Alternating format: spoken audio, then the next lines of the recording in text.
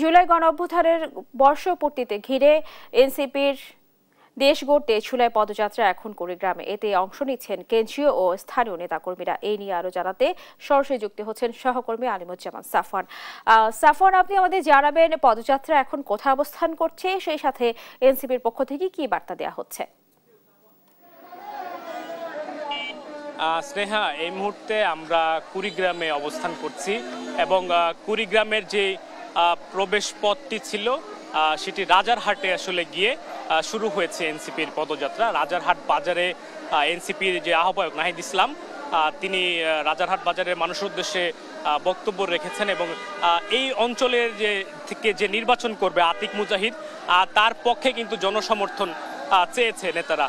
এরপর রাজারহাট বাজার থেকে এই মুহূর্তে যে এনসিপির যে পদযাত্রাটি রয়েছে সেটি ত্রিমোহনী বাজারে অবস্থান করছে এবং এরপরে এখান থেকে আরও প্রায় ৪-৫ কিলোমিটার এনসিপি নেতারা পদযাত্রা করবে বলে আমরা জানতে পেরেছি এবং পদযাত্রা শেষে আনুষ্ঠানিক যে বক্তব্য সেটি দেওয়ার কথা রয়েছে।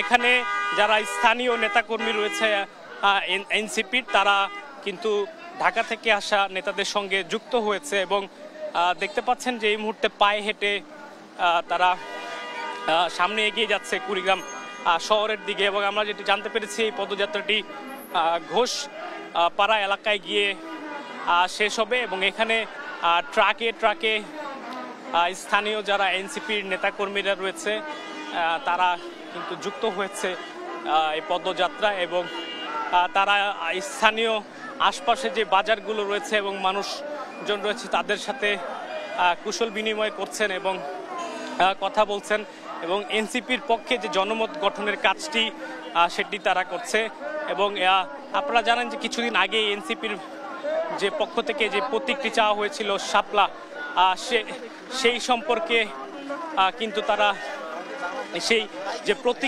প্রতীকটি কিন্তু তাদের সাথে পরিচয় করিয়ে দিচ্ছেন এবং কিছুক্ষণ আগে নাহিদ ইসলাম বলছেন যে স্বৈরাচার শেখ হাসিনার বিচার যতদিন পর্যন্ত না করা হবে ততদিন পর্যন্ত কিন্তু আসলে জুলাই অভ্যুত্থানের যেই উদ্দেশ্য সেটি কিন্তু সফল হবে না।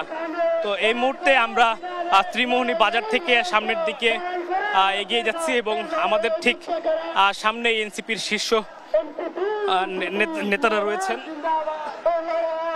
তো এই পদযাত্রাটি আরো কিছুটা সামনে যে শেষ হবে, তারপরে হয়তো আনুষ্ঠানিক যে বক্তব্য কুড়িগ্রামের সেটি এনসিপি শীর্ষস্থানীয় নেতারা রাখবেন। তো স্নেহা, আমার কাছে কুড়িগ্রাম থেকে এই ছিল সর্বশেষ খবর। সাফওয়ান, আপনাকে ধন্যবাদ জানাচ্ছি। দর্শক, এনসিপির পদযাত্রা নিয়ে সর্বশেষ জানাচ্ছিলেন আমাদের সহকর্মী।